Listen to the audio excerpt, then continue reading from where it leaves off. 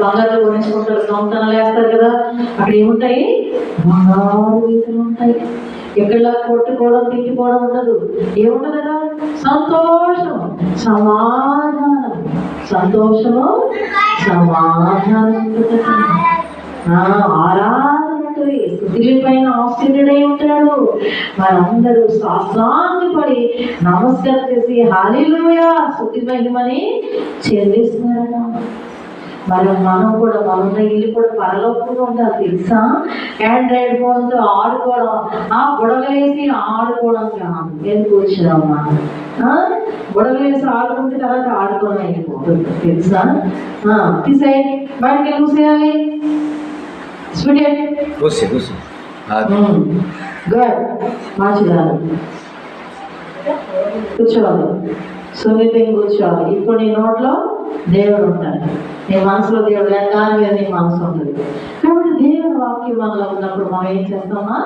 పాపము చెయ్యం.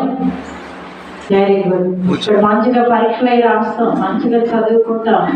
టీవీలకి కరెంట్కి బిల్లు కూడా ఎక్కువ అవ్వడం. బొమ్మలు పెట్టి ఆడుకుంటారు కదా, అవునా?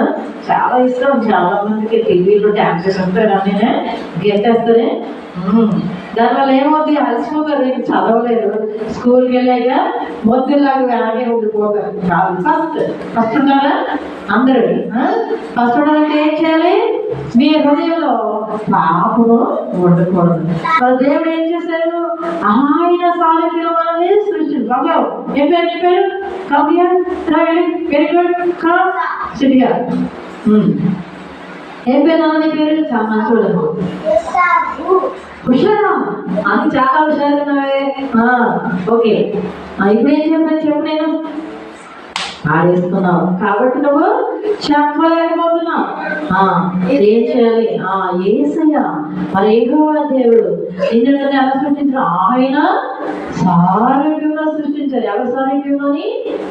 ఆయన యేసయ్య సారూప్యంలో ఆయన మనందరినీ సృష్టించారు. కాబట్టి ఆయన మనస్సాక్షి మనకి ఉంటుంది. పశువులకు ఉండదు, మొక్కలకు ఉండదు, బొమ్మలకు ఉండదు, వీటికి ఉండదు.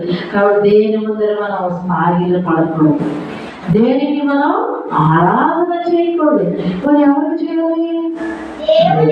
యేసయ్య. ఆయన సజీవుడు. ఒక పాట పాడతారా?